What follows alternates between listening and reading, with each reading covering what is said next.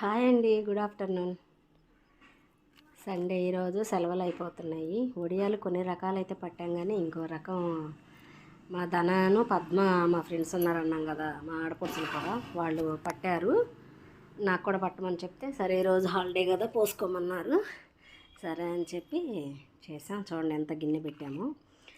అది కొలత ఎలాగంటే అండి, మనం ఏదైనా ఒక గ్లాస్ తీసుకున్నాం అనుకోండి, ఒక గ్లాస్కి 4 వాటర్, పిండితో కలిపి 5.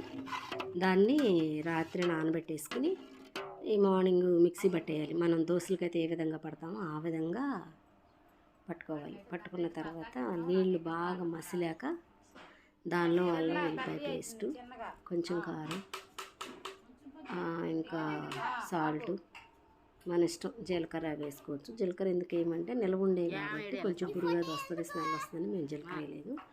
అల్లం వెల్లిపాయ పేస్ట్ కొంచెం పచ్చికారం వేస్తాం టేస్ట్ కోసం. అలా చక్రాల గిద్దలతో ఇలా కొంత, ఇంకో ఫ్రెండ్ ఏమో మామూలేమో అది అలా చేస్తుంది.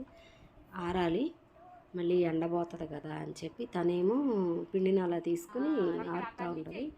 ఇంకా మా పెద్దమ్మ ఉంది, మా చిన్న ఆడపడుచు, ఆవిడేమో గిద్దల్లో వేస్తుంది. ఇంకా ఆవిడ నొక్కుతూ ఉంటుంది. మా బుడ్డ పిల్లలు కూడా ఉన్నారు, మేనగోడళ్ళు. ఆ అమ్మాయి బుడ్డపిల్ల కూడా నొక్కుతుంది. ఒకటి జరగొట్టింది. దీంతో చక్రాల గిద్దలతో అయితే నీట్గా రావట్లేదని ఆయిల్ ప్యాకెట్లు అయితే కొంచెం హోల్ చేసి ఆ హోల్లో పెట్టి అయితే చేస్తే చాలా నీట్గా బాగా వచ్చాయి. ఆయిల్ ప్యాకెట్ అండి అది, దానికి బాగా వచ్చాయి, నీట్గా కూడా ఉన్నాయి. చూడండి, అది నేను చిన్నప్పుడు మా అక్క చేసింది. అయితే మేము ఇలా కాదు, అన్నంతో చేసేవాళ్ళం. అన్నం బాయిల్ చేసేసుకుని మెత్తగా దానిలో జీలకర్ర, అది అల్లం, పచ్చిమిర్చి సేమ్ ఇలానే వేసుకుని చక్రాల గిద్దలు వేసి ఒత్తేది.